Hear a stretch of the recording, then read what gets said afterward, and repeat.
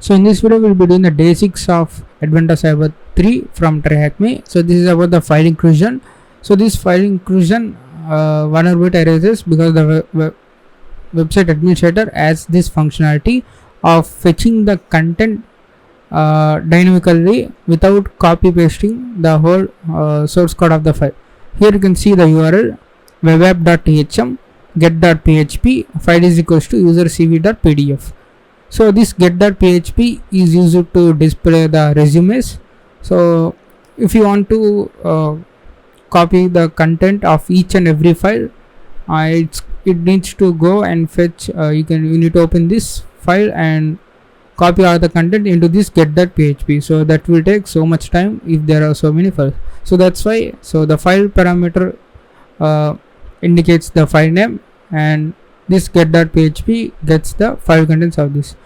If this is the user input, if the user input is not filterized, now you can see then attackers try to get the passwd file or even the configuration files. So this exercise is about this file inclusion. So let's go and do this. So there are different types of files, you can view them, and also you can try these filters as well, and you can also do this base64 or ROT13 encoding. This is generally used for the files like PHP files, so you can't get the PHP files as a plain text, so that's why we'll be using this base64 and ROT13 encoding. And also we'll be doing the log poisoning here, and also we'll be doing the session poisoning. So let's go and first do this. So we need to first read the HC flag file. So here you can see basically I just went to this main website and I got to index.php error is equals to error.txt. So what I'm going to do is I'm going to change this to HC passwd. So here you will get the users that are existed in the system. So you can also press Ctrl U to get a good format of this one. I think there are no actual users. So sometimes you will get most times you will get the usernames. So you can go and brute force, or if there are users without password, you can go ahead and directly log in. So HC flag, and you get the first flag.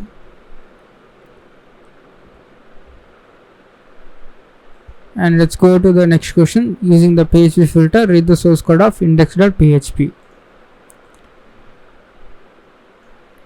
So let's go and do this. PHP filter convert dot base64 encode. We need to supply the resource is equals to index.php. This is the index.php and these are same, and hit enter and you can get this base64 string. So let's copy this.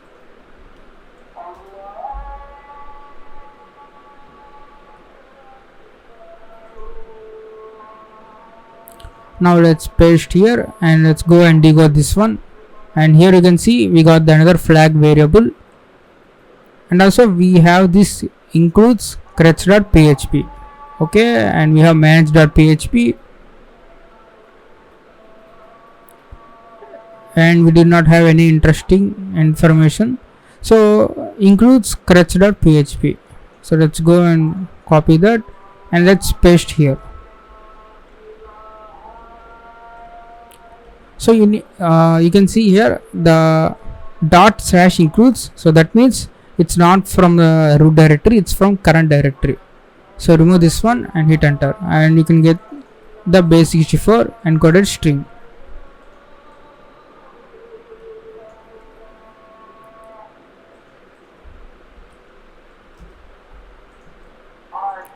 Let's go and decode this, and you can see username maxkd and the password. So let's copy this one, open this in the new page, login.php, and click on sign in and go to the password recovery, and here we have some passwords. We also got one of the flag, and now we will be doing the log poisoning, log access, and here you can see the logs. The log format is the username and the host name, host IP address, and this one is the browser user agent, and the last one is actual URI without the URI from the slash. So let's go and reset the logs. So these, and if you refresh this,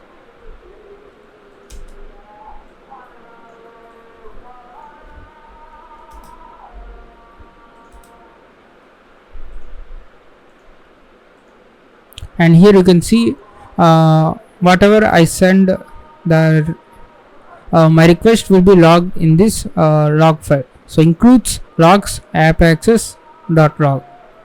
So what we are going to do is we are going to intercept this one. Let's go and hit enter. Now send this to repeater. Here we are going to inject the PHP code that will gives us the code execution. PHP system of $_get. So we'll be declaring the C variable. So whatever the content C variable value will be executed as a system command. So make sure this string is perfect without any errors. If there are any errors in the string, you can't inject anymore. So you need to reset the box. Otherwise, even though if you inject correctly the next time, you will get the errors because of the first incorrect string. So let's send this one, and here you can see you did not get any user agent because that is the PHP code, so you can't see that in the browser response. So now we need to go to this one. For that you need to log out this one.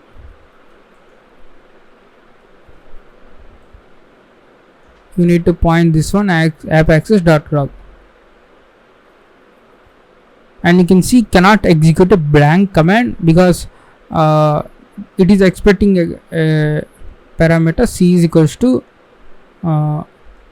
ID. Let's say ID, and press Ctrl U to get the good format. And here you can see we got the code execution. We are getting executed, the commands are getting executed on behalf of www data user.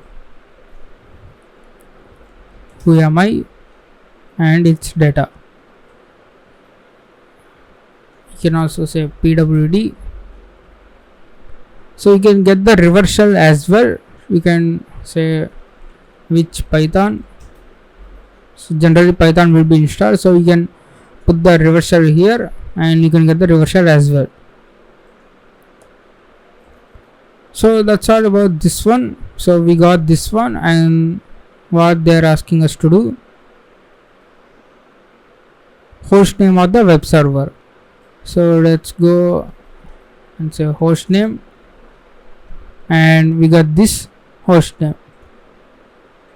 And as the bonus exercise, do the PHP session poisoning. The session files are stored in a temp. So normally they will be stored in where the PHP session.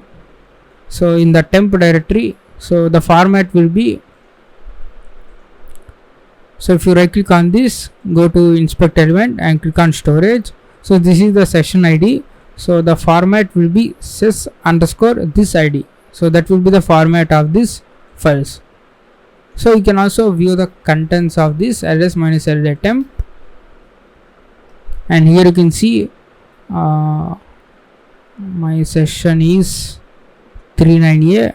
So this is my session file. So there are other 3 sessions as well. You can just copy them and you can paste in the cookie and you can impersonate that session. We're not going to do that. We are going to do the poisoning. So generally if you go and visit this one /temp and it's empty, so generally it will be showing some of this except language or any of this header. So but here it is logging the incorrect login credentials.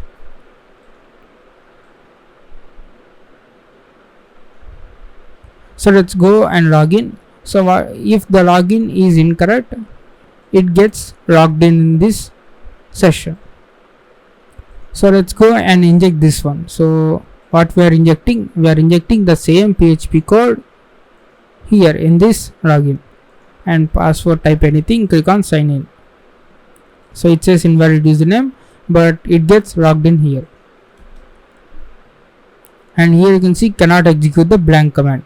And if I go and say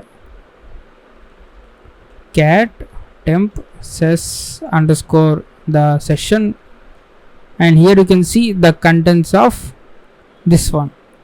So the username was the wrong and invalid, so that's why it gets logged in this one.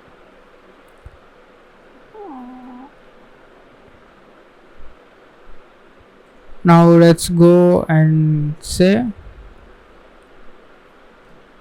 C is equals to ID, and we get the code execution as well. So that's all about this file inclusion. You can see the user input should be sanitized, otherwise attacker can get even the code execution. So that's all about this day 6 from this Advanta Cyber.